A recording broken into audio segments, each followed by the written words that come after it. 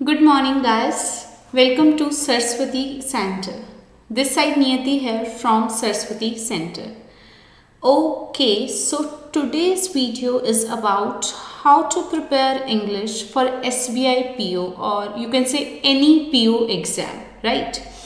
Okay, so we all know that in any bank PO exam, अगर मैं prelims की बात करूं तो 3 सेक्शन आते हैं, English, maths and reasoning, right. अब जैसे ही हम इंग्लिश पीओ के लिए बात करने लगते हैं तो there is a fear that usually comes in our mind कि अरे यार ये तो बड़ी मुश्किल है, ये तो हो ही नहीं पाएगी, रीडिंग कॉम्प्रिहेंशन तो मुझे समझ ही नहीं आता है, वो तो इतना बड़ा दिया होता है, इतना टाइम लग जाएगा। There are certain things which which creates a dilemma in our mind कि पता नहीं हो पाएगा या नहीं हो पाएगा। So this video is to solve your each and every problem regarding English as far as any PO exam is concerned, right?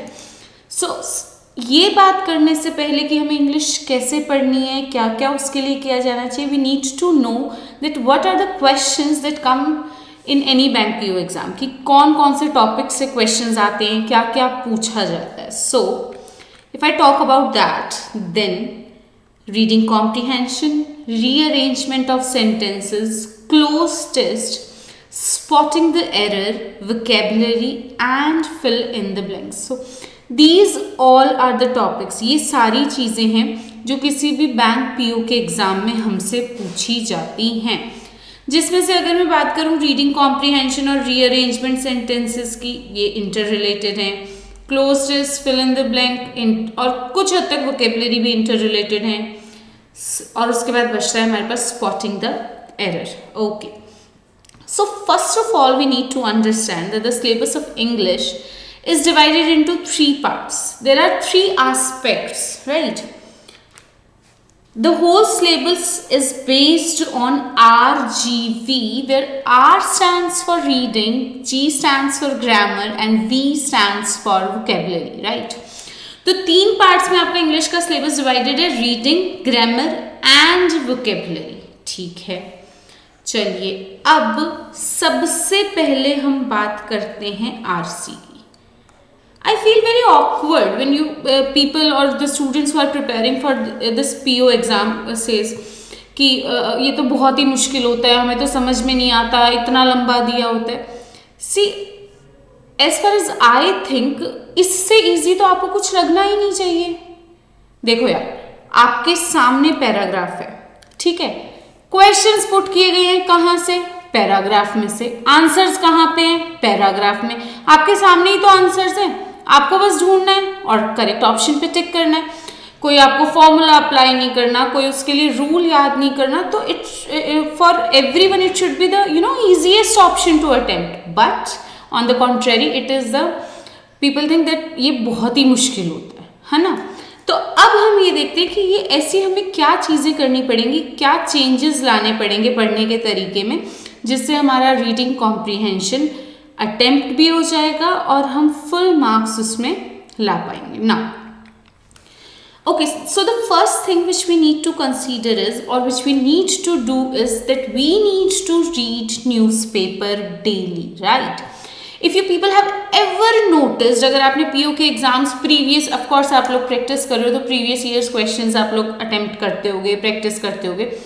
अगर आपने कभी भी इस बात पे ध्यान दिया हो तो जितने भी जो आरसीज आते हैं वो मेनली न्यूज़पेपर के आर्टिकल्स होते हैं। कोई इकॉनमी से रिलेटेड होता है, कोई बैंकिंग इंडस्ट्री से ही रिलेटेड होता है, राइट? तो हमें हैबिट बनानी है रोज़ न्यूज़पेपर पढ़ने की। अब भाई हम अगर हिंदी का भी कोई पैरा पढ़ते हैं तो हमें कोई मुश्किल नहीं आती। क्यों? Because it is our native language, we are used to this language. हमें सिनोनिम्स भी पता है हिंदी में, एंटोनिम्स भी पता है, बट द अपोजिट इज है इंग्लिश के पार्ट में हम लोग उसके यूज टू ही नहीं होते हैं, क्योंकि हम इतना रीडिंग पे ध्यान ही नहीं देते हैं। तो सबसे पहले हमें किसकी हैबिट बनानी है? रीडिंग की हैबिट बनानी है, ठीक है। अब होगा क्या कि आज अगर if you start from today, right, अगर हम आज से पढ़ना शुरू कर रहे हैं न्यूज़पेपर, हो सकता है आज मुझे किसी आर्टिकल में पढ़ने में 60 मिनट लगे, 3-4 दिन मुझे उसे पढ़ने में और प्रॉपर्ली समझने में 60 मिनट लगे, लेकिन व्हाट हैपन्स आफ्टर 3-4 days, फिर आपको 55 मिनट्स लगेंगे, फिर आपको 50 मिनट्स लगेंगे. The thing is with time आपका जो अंडरस्टैंडिंग टाइम होगा उसका वो डिक्रीज होता जाएगा. क्यों? क्योंकि आपकी हैबिट में रीडिंग आ जाएगी. राइट नाउ हमें रोज न्यूज़पेपर पढ़ना है, fine.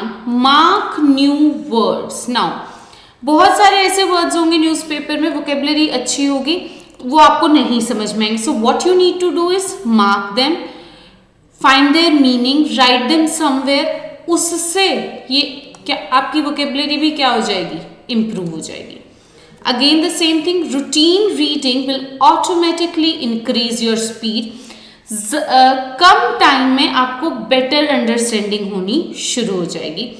repetition of words. Now what happens is there are certain words which get repeated over time in any newspaper. ठीक है, सपोज एक वर्ड है कम्बाट. कम्बाट किस लिए यूज होता है? कोई फाइट या कोई कुछ लड़ाई चल रही है उसके लिए. तो जब भी कोई न्यूज आएगी फाइट से रिलेटेड तो वो क्या वर्ड यूज करेंगे? कम्बाट. वर्ड्स की क्या होगी? रिपीटिशन. अगर आप रोज पढ़ोगे तो एक आधा वर्ड होगा ऐसा कि जो आज भी पढ़ा है और कल भी लिखा हुआ है, तो ऑटोमेटिकली आपकी जो वोकेबलरी है वो क्या होती जाएगी? इंप्रूव होती जाएगी.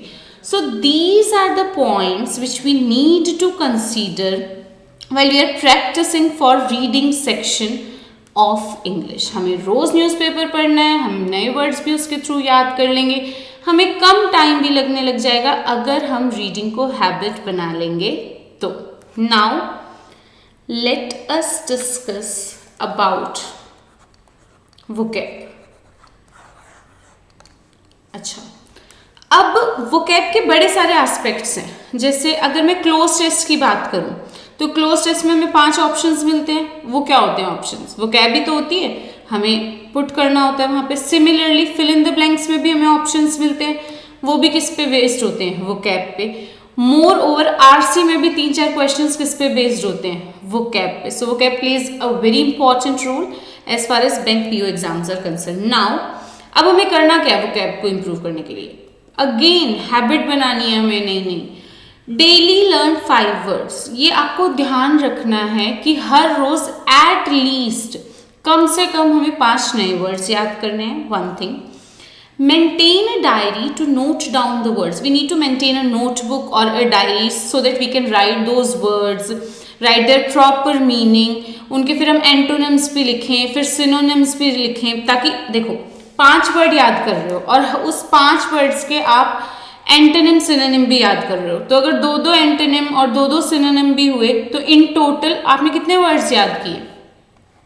20 वर्ड्स याद किए. अगर हम सिर्फ 2-2 एंटोनिम और सिनोनिम 5 वर्ड्स के कंसीडर कर रहे हैं तो हमने एक डायरी लगानी है, उसमें हमें एंटोनिम और सिनोनिम को क्या करना है? नोट करना है. Moreover what we need to do is always write a sentence using the same words for better understanding.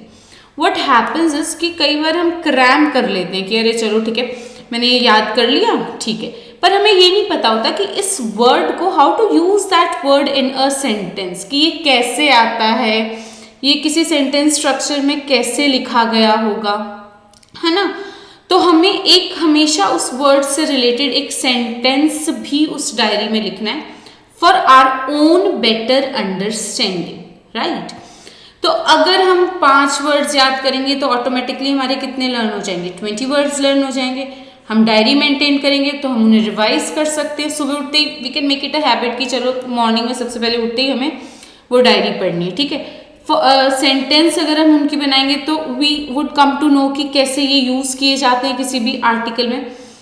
Okay, सो ये चीजें किस चीज में हेल्प करेंगी? हमारी वोकेबलरी में हेल्प करेंगी. ठीक है. तो हमने भी डिस्कस किया रीडिंग के बारे में और वोकैब के बारे में, और अब हमारे पास बचता है ग्रामर का पार्ट. ग्रामर की तैयारी कैसे करनी है. ओके. अच्छा, एक बहुत सारी चीज़ें ना यार इंटर रिलेटेड है बैंक के एग्जाम में. जैसे अगर मैं कहूँ कि रीडिंग कॉम्प्रिहेंशन के लिए मैं रीडिंग को हैबिट बनाना है, so you yourself will realise कि जैसे जैसे आपकी रीडिंग की हैबिट बनती जाएगी ना, वैसे वैसे आपके लिए रीअरेंजमेंट ऑफ सेंटेंसेस भी ईजी होता जाएगा. वाई? रीअरेंजमेंट ऑफ सेंटेंसेस में what we need to do is there are set of sentences, 6 या 5 सेंटेंसेस दिए हुए, we need to arrange them. Okay, first is this, second is this and third is this. So that is possible when your reading and understanding is good. So all these things are connected to each other, right? So now what happens? Wait. Yeah, we were here. So everything is interrelated. Now, second thing which would help you here is, while you are reading anything, you need to examine the structure of sentences. For example, अगर हम future की बात कर रहे हैं तो हमने कौन सा tense use कर रखा है और किस स्ट्रक्चर में वो टेंस यूज हो रखा है. ऐसा तो नहीं है कि बात हम फ्यूचर की कर रहे हैं, टेंस हमारा प्रेजेंट कॉन्टिन्यूअस चल रहा है. तो ये चीज आपकी किस चीज को बेटर बनाएगी? ग्रामर को. ये चीज किस चीज को बेटर बनाएगी? ग्रामर को. मोर ओवर ऐसे नहीं करना है कि ओके मैंने ग्रामर पूरी एक बार पढ़ ली और उसके बाद let's start doing the previous year questions and let's see कि मैं किस लेवल पे हूँ, मेरे को कितना आता है. What you need to do is start with a single chapter. Suppose you have started with noun, right? Learn, go through all the rules, try to understand the rules, relate them with the newspaper. Then start with topic wise error. अगर noun पढ़ रहे हो तो उसके बाद error सिर्फ किसके करने हैं? noun के करने. Then move on to the next chapter. Like अगर फिर उसके बाद आपने suppose tense पढ़ा तो उसके बाद error सिर्फ किसके करने हैं? tense के, right? जब आपके एक बार टॉपिक वाइज एरर कंप्लीट हो जाएंगे, then move on to mix errors और you can say previous year papers जिनमें ऑलरेडी मिक्स एरर्स गिवन होते हैं. सो you need to examine the structure of sentences. You need to start first with topic wise error and then you need to move on to mix errors. Trust me guys, अगर आप topic wise errors पहले करोगे और बाद में mix errors करोगे, you yourself can see your improvement, right? See, everything is interrelated to one another. If you are reading for reading comprehension भी अच्छे से solve होगा. आप रीअरेंजमेंट ऑफ सेंटेंसेस भी जल्दी कर पाओगे और you can also examine that article कि कौन सा टेंस यूज हुआ है, ग्रामर कैसे यूज की गई है, एडजेक्टिव कहाँ पहले लिखा जाता है, कहाँ बाद में. With time better understanding, less time. Practice makes a man perfect, right? अब हम अगर ये सोचें कि एक दिन okay I am reading this article today, right, and then I read it any article after 10 days और मेरा एग्जाम क्लियर हो जाएगा. No, nothing is going to happen like this, right? You need to do the practice. You need to focus on practice. You need to make a routine. You need to learn new words and everything will fall in place eventually. एक दिन में नहीं हो पाएगा, धीरे धीरे धीरे धीरे जब आप रोज का एक कॉन्टिन्यूस एफर्ट इसमें दोगे तो of course you will clear the exam. These are the things which you need to remember to crack any PO exams English, right? Okay, thank you.